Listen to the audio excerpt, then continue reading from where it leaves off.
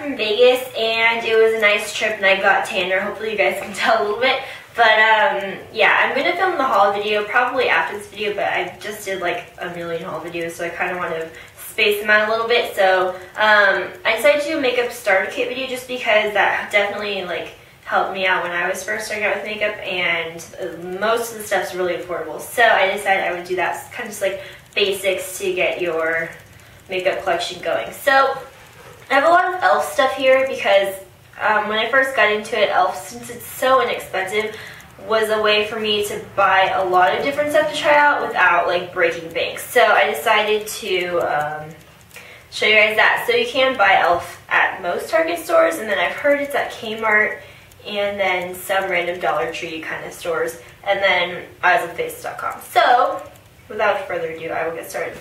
So I decided to include a brush set in here.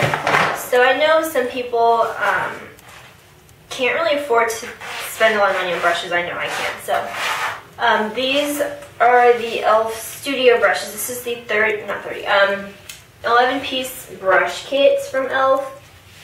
And I don't necessarily think that all these brushes are necessary, but this whole kit's $30 plus e.l.f. always has coupon codes.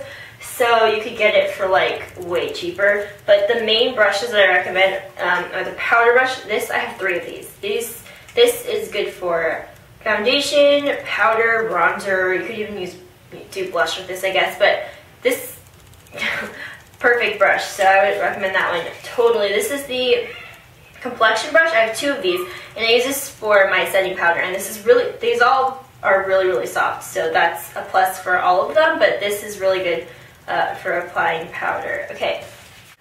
The one other brush that I would probably recommend from the Studio line is the contour brush, and I use this kind of like in the outer V area. I don't necessarily use this for the crease because it is pretty dense, so it's very concentrated if you apply it there, but it's good for like making that specific outer V shape. So those are all the brushes I would recommend for that. If you really want a foundation brush, instead of the powder brush that I would use for foundation, they have this one, which is actually pretty good. And then there's a blush brush in here, but I prefer like the angled blush brushes, but this one's good too. So there's a lot of brushes, like stable brushes in there, that would be really useful. Okay. So I guess I will move on to face. So I don't think you should start out with a full-on foundation, but if you wanted to get some coverage, I would start with the tinted moisturizer. This is by Sonia Kashuk. This is only sold at Target, so you'd have to get it there, but I think this is like a really good product. I use it every day. So this is what I would recommend first off. This is the Maybelline Dream Matte Powder. If I had to recommend one drugstore powder, it would definitely be this one. I personally like this for setting my foundation or tinted moisturizer, as I use every day. So this is a good powder. However, it doesn't come in very many shades, so if you are darker skin tone, even medium skin tone, they might not work out for you because they are pretty light, but I really like this product. I don't think bronzer is necessary, but if you did want a bronzer, this is a super cheap one that it's so affordable that you could just easily add it to your collection. It's the NYC Sunny Bronzer. I think this is a perfect bronzer.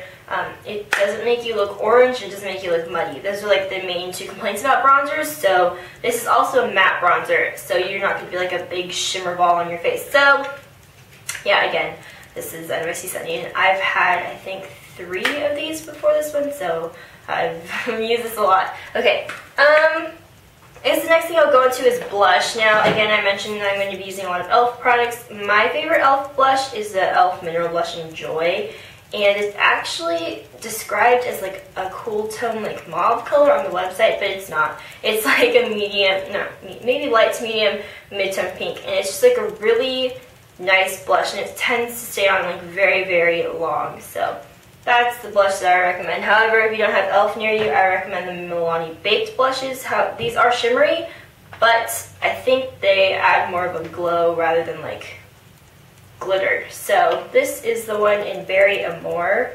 Another one I like is Rosy Oro, but that one is a little bit less wearable, I think, than this one. So I like these a lot too. I recommend these if you're starting out with blush. Okay. The next product, I will go, I guess, eyes. Okay, eyes. So I think it's important want to invest in a good eye primer, I think eyeshadow you can definitely get away with the lower end stuff, but primer is a big category. So I have the Urban Decay Primer Potion. This is the professional size. It was like limited edition or something. This is the regular one. They also have Sin, not Sin? I think Sin. Yeah, the kind of like champagne shimmering one. They have Eden, which is the gold one, I think. I think I might be mixing these up. There's a matte one, which I can't even think of the name right now, but there's like all different kinds, so you can choose which one is your preference. But I have the regular one and I've had Sin. I love Sin. Sin is my number one. If I were to get one, I'd get Sin. And then the MAC paint pots. This is the one in Rubenesque. This was the first one that I ever bought and I love it. I think these are really good color bases. I know a lot of people think that they're not very blendable, that they set really fast, but I don't know, I really like them. I'm definitely a paint pot lover, so if you had to invest in these, I would definitely do that. Okay, so the next thing is eyeshadow.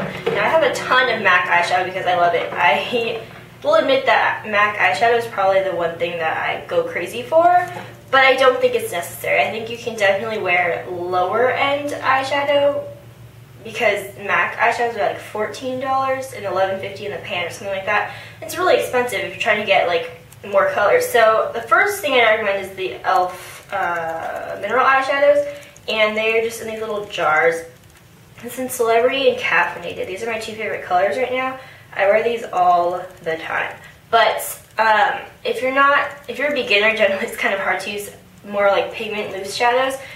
But I think these are like so pretty that you can definitely get away with trying these out. And they are $3 each, I think. And yeah, okay. The next thing, they sell these at Target for the past couple years. e.l.f.'s been coming out with these like back to school e.l.f. palettes. And this is the one that they came out with this year. And I don't even know what it's called. I think it's called like I don't even know. But it looks like this. And these are like the perfect neutral colors. Now I have to admit that some of them are not that great, but some of them are amazing. I use this color for my lid color like every day. And then these two colors kind of look exactly the same, but I use these two for my crease depending on whether I like the left side or the right side. Honestly, they look kind of the same. And then this cranberry-ish color in the crease as well. And then there's a dark brown and a black. The black isn't very pigmented, but it does help smoke out a look like this one, this dark brown. And the only color that's really terrible is this color, but I think you guys could probably even tell that because it is definitely like a chunky, not pigmented color. But 1 out of, how many colors is in here? 1, 2, 3, 4, 5, 8, 32. 31 out of 32 colors being good is pretty good. And this is only $5 at Target. You can also get this on the website, I think. Yeah, this is really good. Totally recommend this. Okay.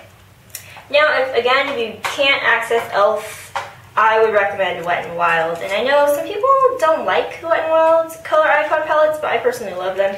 These are two trios I think would be good for every day if you're just starting out.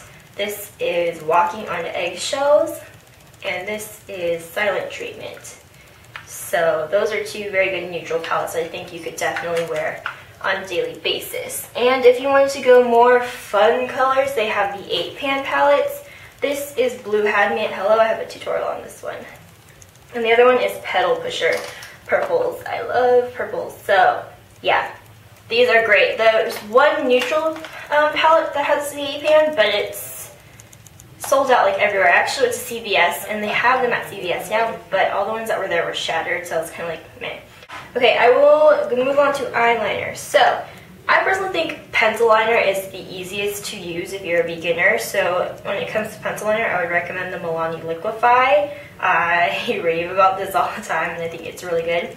If you're going to try liquid liner, I would recommend the L'Oreal Carbon Black Linear Intense. The felt tip, not the brush tip. The felt tip's way easier to maneuver than the felt tip, than the brush tip. So, because the brush tip is more flimsy, so I think it'd be easier to mess up. But this one is a lot easier to control, so I would definitely recommend this one. And if you want to dip your toes into the cream liner craze, I would go with the Wet n Wild. I've never owned the MAC Black Track Fluid line, but a lot of people rave about that, and I don't really have any expertise on that. But I recommend this one because it is really black and it's waterproof, and when they say waterproof, they really mean waterproof. I was at the pool and it never came off. It was actually quite shocking. So this also comes with a little brush, which is convenient as well. So that is it for mascara. Sorry.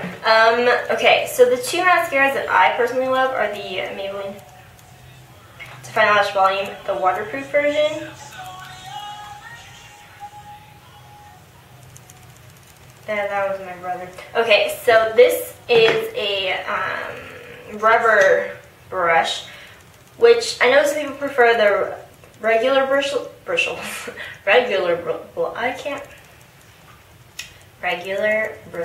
There we go. But I like this one a lot. This is definitely good for defining your lashes, hence the name Define a Lash. And this one holds my curl more than any other mascara. So that is that one. Another one is the one that I've been using the most lately, is the Maybelline Colossal Volume Express Hydrofuge, which is the waterproof one. And this one does have regular brush bristles, but this one I think is good for volumizing. This one has more of a wet formula than this one does, depending on your preference. Hi, I'm Katie's other brother. My name's Matt. Stop touching me. What? Go! Bye.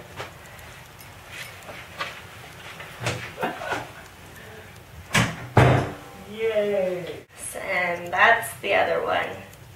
Okay, so last category is lip products. Now I don't think lipstick is essential because I didn't even wear lipstick until this year. Like in high school and middle school, even in the first year of college, I didn't wear it. This is kind of pointless. Like if you eat something or if you drink something, it's just gonna like come off automatically. But the one thing that I know a lot of people are gonna like is lip gloss, and my favorite is the NYX Mega Shine lip glosses. These are two very easy colors to wear. This is smoky look, and this is natural. So if you're going just for a basic lip color, I would go with these. And if you don't even want to bother with lip gloss, because I didn't either, I would just go with like a tinted lip balm, and this is the Nivea Kiss of Flavor, and it looks like this, and it does leave a tint. I will actually show you. Hopefully you can see it. It does leave a slight reddish tint, but it's nothing like crazy. And this smells like strawberry licorice, which is amazing. And this also has SPF 4, so that's convenient too. So if you wanted to go something a little bit more wearable, I guess, and a little more practical, I would go with the Nivea lip balms. Okay, so overall that is it. Hopefully this was helpful to some of you, and I will talk to you guys later. Okay, bye.